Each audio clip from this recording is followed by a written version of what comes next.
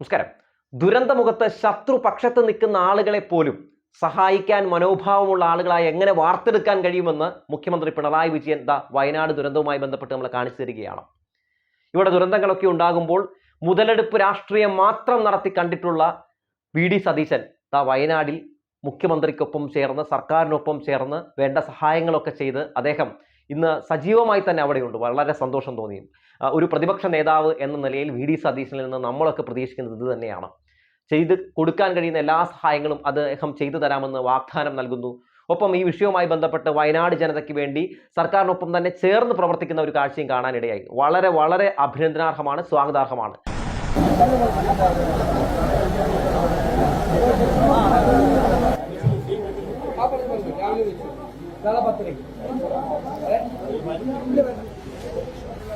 ഒപ്പം രാജ്യസഭയിലും ലോകസഭയിലും ഒക്കെ ഈ നിലപാട് UDFന്റെ MP-മാരും സ്വീകരിക്കുന്ന കാഴ്ച കണ്ടു. ഇതൊക്കെ നമുക്ക് കേരളത്തിൽ ഒരുപാട് സന്തോഷം പകരുന്ന ഒരു കാഴ്ച തന്നെയാണ്. സുരേഷ് ഗോപിയെ മാറ്റി നിർത്തിയേക്ക്. സുരേഷ് ഗോപിയെ കൊണ്ട് ഒരു ഗുണമില്ല എന്നുള്ള കാര്യം നമുക്കറിയാം. അതുകൊണ്ടാണ് ഞാൻ സുരേഷ് ഗോപിയെ പറ്റി എടുത്തു പറയാത്തത്. ഇനി നമുക്കറിയാമല്ലോ, ഈ നമ്മുടെ DYFIയും SFIയും ഒക്കെ കാണിക്കുന്ന മാതൃക ഇവിടെ യൂത്ത് കോൺഗ്രസും പിന്തുടരാൻ പോവുകയാണ്. ഇന്നലെ തന്നെ DYFI എന്താണ് മാധ്യമങ്ങളോട് പറഞ്ഞത്? അതായത് വീട് നഷ്ടപ്പെട്ടു പോയ 25 പേർക്ക് ഞങ്ങൾ 25 വീടുകൾ പണിതു കൊടുക്കുമെന്ന് ഇന്നലെ DYFIയുടെ VK സനോജ് മാധ്യമങ്ങളോട് പറയുന്ന കാഴ്ച കണ്ടു. മറ്റൊന്ന് ഈ അവസരത്തിൽ ഇവിടെ ഞങ്ങൾക്ക് പ്രഖ്യാപിക്കാനുള്ളത്, ഇപ്പോൾ ഒരുപാട് ആളുകൾക്ക് വീട് നഷ്ടപ്പെട്ടിട്ടുണ്ട്. അപ്പോൾ ഇവരുടെ പുനരധിവാസ പ്രവർത്തനം ഒരു വലിയ വെല്ലുവിളി തന്നെയാണ്. അപ്പോൾ DYFI ഈ വീട് നഷ്ടപ്പെട്ട ആളുകൾക്ക് ചുരുങ്ങിയത് 25 വീടെങ്കിലും വെച്ചു കൊടുക്കും എന്നാണ് ഈ അവസരത്തിൽ ഇവിടെ പറയാനുള്ളത്. 25 വീട്ടിൽ കൂടുതൽ വെച്ചു കൊടുക്കാൻ ആവശ്യമായിട്ടുള്ള പ്രവർത്തനമാണ് ഞങ്ങൾ സംഘടിപ്പിക്കുക. 25 വീടിൻ്റെ എണ്ണത്തിൽ കുറയാതെ DYFI കേരളത്തിലെ എല്ലാ വിഭാഗം ആളുകളുടെയും പിന്തുണയോടുകൂടി ആ പ്രവർത്തനം സംഘടിപ്പിക്കും. നേരത്തെ പ്രളയത്തിനെല്ലാം ഘട്ടത്തിൽ DYFI മുഖ്യമന്ത്രിയുടെ ദുരിതാശ്വാസ നിധിയിലേക്ക് ഫണ്ട് ശേഖരിച്ച് നൽകിയിരുന്നു. അത്തരം മാതൃകകൾ ഉപയോഗപ്പെടുത്തിക്കൊണ്ട് നേരിട്ട് പണം പിരിക്കാതെയായിരിക്കും ഈ കാര്യങ്ങൾ നിർവഹിക്കുക. അതായത് ഉരുൾപൊട്ടലിൽ നമുക്കറിയാം നിരവധി വീടുകളൊക്കെ തകർന്നുപോയി. ഇനി എങ്ങനെ മുന്നോട്ട് ജീവിക്കും എന്നറിയാതെ സ്റ്റക്കായിട്ട് നിൽക്കുന്ന ആളുകൾക്ക് മുമ്പിലേക്ക് ഇങ്ങനെ തങ്ങളാൽ കഴിയുന്ന സഹായം, അതായത് സഹായത്തിന്റെ അങ്ങേയറ്റം ചെയ്യാൻ ഞങ്ങൾ തയ്യാറാണെന്ന് പറഞ്ഞുകൊണ്ട് ഇടതുപക്ഷ ജനാധിപത്യ മുന്നണിയുടെ സംഘടനകളൊക്കെ ഇങ്ങനെ രംഗത്തേക്ക് വരുന്നു. CPMന്റെ യുവജന സംഘടനയായിട്ടുള്ള DYFI ഇങ്ങനൊരു മാതൃക കാണിക്കുന്നു. അപ്പോൾ യൂത്ത് കോൺഗ്രസും അത് മാതൃകയാക്കുന്നു. യൂത്ത് കോൺഗ്രസ് പറയുന്നു, ഞങ്ങൾ രക്ഷിതാക്കൾ മരിച്ചുപോയ കുട്ടികളുടെ തുടർ വിദ്യാഭ്യാസം ഏറ്റെടുക്കാം എന്ന് പറഞ്ഞവർ രംഗത്തേക്ക് വരികയാണ്. നോക്കൂ, ഓരോ ഘട്ടങ്ങളിൽ എങ്ങനെയാണ് ഇത്തരം കാര്യങ്ങൾ, അതായത് മറ്റുള്ള യുവജന സംഘടനകളും ചില വിദ്യാർത്ഥി സംഘടനകളും ഒക്കെ നമ്മുടെ LDFന്റെ യുവജന സംഘടനകളെ, വിദ്യാർത്ഥി സംഘടനകളെ മാതൃകയാക്കുന്നതെന്ന് ഒന്ന് കണ്ടു നോക്കൂ. SFIയുടെ പല ആളുകളും ഒക്കെ ഇപ്പോൾ തന്നെ അവിടെയുണ്ട്. നമുക്കറിയാം DYFI തുടക്കം മുതൽ തന്നെ അവിടെയുണ്ട്. അതായത് യൂത്ത് ബ്രിഗേഡൊക്കെ ഇറങ്ങി, അതായത് പലയിടങ്ങളിലും പല ആളുകൾക്കും കയറാൻ പറ്റാത്ത ഇടങ്ങളിലൊക്കെ കയറി ആളുകളെ രക്ഷപ്പെടുത്തുന്നു. ഒപ്പം മുണ്ടൊക്കെ അഴിച്ച് മുണ്ടിലൊക്കെ ആളുകളെയൊക്കെ സേഫാക്കി ഇരുത്തിക്കൊണ്ടൊക്കെ ആ മലയിറങ്ങി വരുന്ന ദൃശ്യങ്ങളൊക്കെ നമ്മൾ കണ്ടു. മാത്രവുമല്ല, ഇതിന് തുടക്കം കുറിച്ചതാരാണ്? അതായത് MV ഗോവിന്ദൻ മാഷ് തുടക്കം തന്നെ ഈ ദുരന്തം ഉണ്ടായപ്പോൾ പറയുന്നു, അതായത് CPMന്റെ എല്ലാ അനുഭാവികളും പ്രവർത്തകരും ഒക്കെ ദുരന്തമുഖത്തേക്ക് വരാൻ പറയുന്നു. പിന്നീട് ഒരു ഒഴുക്കായിരുന്നു. അതായത് CPM-കാരുടെ, CPI-കാരുടെ, DYFI-കാരുടെ, SFI-കാരുടെ, അങ്ങനെ തുടങ്ങി ഇടതുപക്ഷ ജനാധിപത്യ മുന്നണിയിൽ വിശ്വസിക്കുന്ന എല്ലാ വിശ്വാസികളുടെയും വലിയൊരു കുത്തൊഴുക്ക് അങ്ങോട്ട് കാണുന്ന സാഹചര്യം ഉണ്ടായി. ഏത് സഹായത്തിനും എന്ത് സഹായത്തിനും സ്വന്തം ജീവൻ പോലും നോക്കാതെ എടുത്തു ചാടി മനുഷ്യജീവനുകളെ പിടിച്ച് കയറ്റുന്ന, കരയിലേക്ക് കയറ്റുന്ന, മണ്ണിൽ പുതഞ്ഞു കിടക്കുന്ന ആളുകളെ വലിച്ചു കയറ്റുന്ന കാഴ്ചകളൊക്കെ നമ്മൾ കണ്ടു. ഏറെ നമുക്ക് ആത്മവിശ്വാസം നൽകുന്ന, ഏറെ പ്രതീക്ഷ നൽകുന്ന ഒരു സർക്കാരാണ് നമുക്ക് ഒപ്പം ഇവിടെ ഉള്ളത്, നമ്മളെ ഭരിക്കുന്നത് എന്ന് നമ്മളെ കാണിച്ചു തന്നൊരു സമയമാണ് ഇപ്പോൾ കടന്നുപോയത്. മുഖ്യമന്ത്രി പിണറായി വിജയൻ പെട്ടെന്ന് തന്നെ അവിടെ രക്ഷാപ്രവർത്തനങ്ങൾ ഏകോപിപ്പിക്കുന്നു. ദുരന്ത നിവാരണ അതോറിറ്റിയുടെ ഓഫീസിൽ എപ്പോഴും പോയി എല്ലാ കാര്യങ്ങളും വിലയിരുത്തുന്നു. ഇന്ന് അദ്ദേഹം ദുരന്ത ഭൂമിയിലേക്ക് വരികയാണ്. ദുരന്ത ഭൂമിയിലേക്ക് മുഖ്യമന്ത്രി പിണറായി വിജയൻ വരുമ്പോഴും എല്ലാ കാര്യങ്ങളും ഏകോപിപ്പിച്ച് എല്ലാ കാര്യങ്ങളും കരക്കടുപ്പിച്ച ശേഷമാണ് അദ്ദേഹം ദുരന്ത ഭൂമിയിലേക്ക് വരുന്നത്.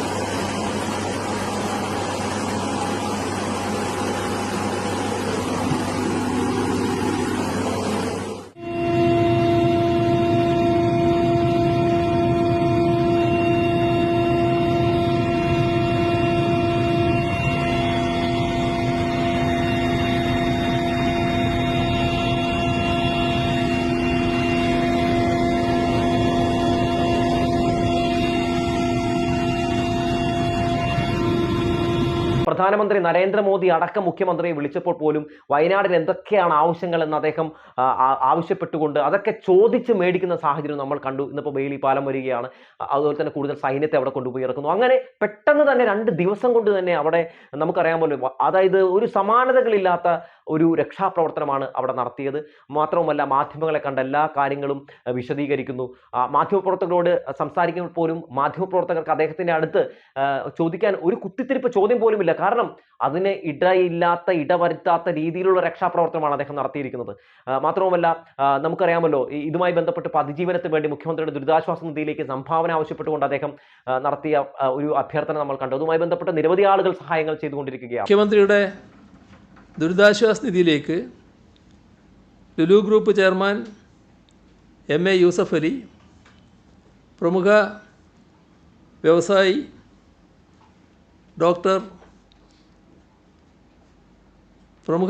രവിപിള്ള, കല്യാൺ ജ്വല്ലേഴ്സ് ഉടമ കല്യാൺ രാമൻ, ഇവരെല്ലാം 5 കോടി രൂപ വീതം ധനസഹായം പ്രഖ്യാപിച്ചിട്ടുണ്ട്. വിഴിഞ്ഞം പോർട്ട് അദാനി ഗ്രൂപ്പും 5 കോടി രൂപ സഹായ വാഗ്ദാനം നൽകിയിട്ടുണ്ട്.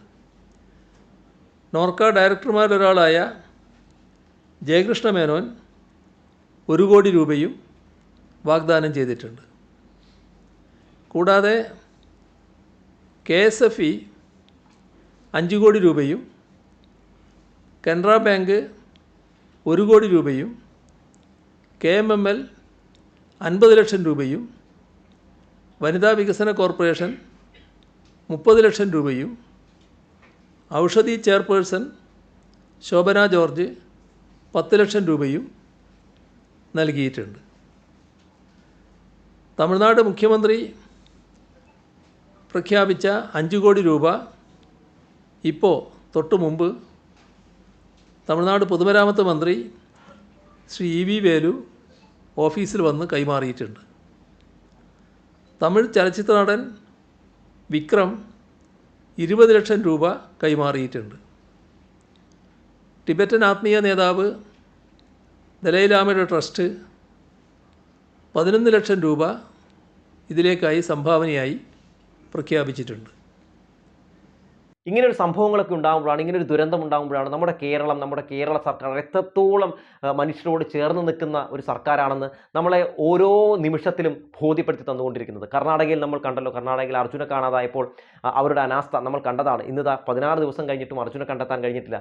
അപ്പോൾ ഇവിടെ ഒന്ന് നോക്കൂ, ഇവിടെ ഇത്തരത്തിലുള്ള സംഭവം നടന്നിട്ട് ഇങ്ങനെ ഒരു ദുരന്തം ഉണ്ടായി മിനിറ്റുകൾ കഴിഞ്ഞില്ല നമ്മുടെ സർക്കാർ ഇടപെടൽ നടത്തുന്നു, സൈന്യത്തെ ഇറക്കുന്നു, NDRFനെ കൊണ്ടുവരുന്നു, അതുപോലെ തന്നെ സിവിൽ ഡിഫൻസ് ടീം ഇറങ്ങുന്നു, ഫയർ ആൻഡ് റെസ്ക്യൂ ടീംസ് ഇറങ്ങുന്നു. അങ്ങനെ രക്ഷാപ്രവർത്തകരുടെ എല്ലാ വലിയ സന്നാഹത്തെയും കൊണ്ടുപോയി ഇറക്കിക്കൊണ്ട് രക്ഷപ്പെടുത്താൻ കഴിയുന്ന എല്ലാവരെയും രക്ഷപ്പെടുത്തിക്കൊണ്ട് പല കാര്യങ്ങളും ഏകോപിപ്പിക്കുന്ന കാഴ്ച.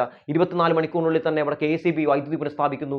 അതുപോലെ തന്നെ എല്ലാ മന്ത്രിമാരും, ഏകദേശം 10ഓളം മന്ത്രിമാർ അവിടെയുണ്ട്. ആ മന്ത്രിമാരൊക്കെ ഇറങ്ങി പ്രവർത്തിക്കുന്നു. വെറും നോക്കുകുത്തികളായി നിന്നുകൊണ്ടുള്ള പ്രവർത്തനങ്ങളല്ല, ഇറങ്ങി കാണിച്ചു കൊടുക്കുകയാണ് രക്ഷപ്പെടുത്താൻ ഞങ്ങളും തയ്യാറാണെന്ന് പറഞ്ഞുകൊണ്ട് മന്ത്രിമാർ ആ മണ്ണിലേക്ക്, ആ ചെളിയിലേക്ക് ഇറങ്ങി ആളുകളെ വലിച്ചു കയറ്റുന്ന കാഴ്ചയൊക്കെ നമ്മൾ കണ്ടു. അപ്പോൾ അങ്ങനെ മൊത്തത്തിൽ കേരള സർക്കാർ എന്താണെന്ന് വീണ്ടും അടിവരയിട്ട് കാണിച്ചു തന്നുകൊണ്ടിരിക്കുകയാണ്. എന്തായാലും വലിയ സന്തോഷം തോന്നുകയാണ്. ഈ അവസ്ഥയിൽ ചില ആളുകളൊക്കെ ചില കുത്തിത്തിരിപ്പും മുതലെടുപ്പ് രാഷ്ട്രീയവുമൊക്കെയായി രംഗത്തേക്ക് ഇറങ്ങിയിട്ടുണ്ട് എങ്കിൽ പോലും അതിനെയൊക്കെ പ്രതിരോധിച്ചുകൊണ്ട് ഒറ്റക്കെട്ടായി ഇവിടുത്തെ പ്രതിപക്ഷവും അതുപോലെ തന്നെ ഭരണപക്ഷവും നിൽക്കുന്നത് കാണുമ്പോൾ വലിയ സന്തോഷം തോന്നുന്നുണ്ട്. എന്തായാലും ഇങ്ങനെ തന്നെ മുന്നോട്ട് പോകട്ടെ. അതിജീവനങ്ങളെല്ലാം തന്നെ പെട്ടെന്നാകട്ടെ. നഷ്ടപ്പെട്ടു പോയവരോട് നമുക്ക് ആശ്വസിപ്പിക്കാൻ വാക്കുകളില്ല. കാരണം ഒരു വാക്കുകൾ കൊണ്ടോ അല്ലെങ്കിൽ അവർക്ക് എന്ത് കൊടുത്താലോ പകരമാകില്ല എന്നറിയാം. പക്ഷേ ഇതിനൊക്കെ അതിജീവിക്കാൻ അവർക്ക് കഴിയട്ടെ. നമ്മളെല്ലാവരും ഒറ്റക്കെട്ടായി വയനാട് ജനതയ്ക്കൊപ്പം നിൽക്കുക മാത്രമാണ് ഈ നിമിഷത്തിൽ നമുക്ക് ചെയ്യാനുള്ളത്. ഇനി ഈ വിഷയവുമായി ബന്ധപ്പെട്ട് അതിൽ കുത്തിത്തിരിപ്പ് രാഷ്ട്രീയവും അതുപോലെ തന്നെ അവരുടെ അതിജീവനത്തിന് വേണ്ടി കടക്കൽ കത്തിവെക്കുന്ന നിലപാടുകൾ സ്വീകരിച്ചുകൊണ്ട് നമ്മുടെ ഈ നാടിൻ്റെ ഏറ്റവും വലിയ വിപത്തായി മാറുന്ന മനുഷ്യരെ നികൃഷ്ട ജീവികൾ എന്ന് മാത്രമേ വിളിക്കാനുള്ളൂ. അത്തരം മൃഗങ്ങളെ തിരിച്ചറിയാൻ കൂടി ഈ അവസരം നമുക്ക് കൂടുതൽ മനസ്സിലാക്കാൻ സാധിക്കുകയാണ്. നമുക്കറിയാം, ഈ അവസരത്തിൽ നിരവധി ആളുകൾ സഹായഹസ്തങ്ങളുമായി രംഗത്തേക്ക് വരുന്നുണ്ട്. അത് സംസ്ഥാനങ്ങൾക്കപ്പുറം രാജ്യങ്ങളിൽ നിന്നുള്ള പല ആളുകൾ പോലും നമുക്ക് സംഭാവന നൽകിക്കൊണ്ട് രംഗത്തേക്ക് വരുന്ന സാഹചര്യമൊക്കെ കണ്ടു. കേരളത്തെ എത്രത്തോളം നെഞ്ചോട് ചേർത്ത് നിർത്തുന്നു ഇവരൊക്കെ എന്ന് കാണുമ്പോൾ അതിയായ സന്തോഷം തോന്നിപ്പോകുന്നു. ഇത്തരം ദുരന്തങ്ങൾ ആവർത്തിക്കാതിരിക്കട്ടെ. ഇത്തരം ദുരന്തങ്ങൾ സംഭവിക്കാൻ കാരണക്കാരായ ആളുകൾ ആരൊക്കെയാണെന്ന് ചോദിച്ചാൽ നിരവധി ആളുകളുണ്ട്. കേന്ദ്രത്തിൻ്റെയൊക്കെ മുന്നറിയിപ്പൊക്കെ തെറ്റായ രീതിയിൽ നൽകിയതും ഒക്കെ ഇതിനൊരു കാരണമായി മാറിയിട്ടുണ്ട്. പക്ഷേ ഈ സമയത്തിൽ ആരെയും വിമർശിക്കാൻ നമ്മൾ എന്തായാലും ഈ ഒരു നിമിഷത്തെ ഉപയോഗപ്പെടുത്തുന്നില്ല എന്നല്ല മുഖ്യമന്ത്രി പിണറായി വിജയൻ പറഞ്ഞതും ഏറെ സ്വാഗതാർഹമാണ്. ഇന്നലെ അമിത്ഷാ പോലും ഈ വിഷയവുമായി ബന്ധപ്പെട്ട് രാജ്യസഭയിൽ വലിയ ഒരു രാഷ്ട്രീയം കളിക്കാൻ ശ്രമം നടത്തിയപ്പോഴും അദ്ദേഹം വ്യക്തമായിട്ടുള്ള മറുപടി കൊടുത്തുകൊണ്ട്, അതായത് അമിത്ഷാ വസ്തുതാവിരുദ്ധമായ കാര്യമാണ് രാജ്യസഭയിൽ അവതരിപ്പിച്ചത്, കാലാവസ്ഥ അറിയിപ്പ് പോലും തെറ്റായാണ് നൽകിയത് എന്ന രീതിയിൽ മുഖ്യമന്ത്രി പറഞ്ഞപ്പോഴും ഇതൊരു രാഷ്ട്രീയ മുതലെടുപ്പിന് ഞാൻ ഉപയോഗിക്കുന്നില്ല. കാരണം ഇപ്പോൾ നിലവിൽ ആളുകൾ രക്ഷപ്പെടുത്തുകയാണ് പ്രധാനപ്പെട്ട നമ്മുടെ ലക്ഷ്യമെന്ന് പറയുന്നത്, അതിൽ മാത്രമാണ് കോൺസെൻട്രേഷൻ എന്നാണ് അദ്ദേഹം പറഞ്ഞത്. എത്രത്തോളം മാതൃകാപരമായാണ് മുഖ്യമന്ത്രി പിണറായി വിജയൻ പെരുമാറുന്നത്, DYFI പെരുമാറുന്നത്, SFI പെരുമാറുന്നത്. ഇതാണ് രക്ഷാപ്രവർത്തനം. ഈ രക്ഷാപ്രവർത്തനമാണ് എല്ലാവരും മാതൃകയാക്കേണ്ടത്. കേരളത്തിലെ ജനങ്ങൾ ആഗ്രഹിക്കുന്ന ഒരു രക്ഷാപ്രവർത്തനമാണ് സർക്കാരിൻ്റെ ഭാഗത്തുനിന്ന് ഉണ്ടായിരിക്കുന്നതെന്ന് പറഞ്ഞു വെച്ചുകൊണ്ട് നിർത്തുകയാണ്.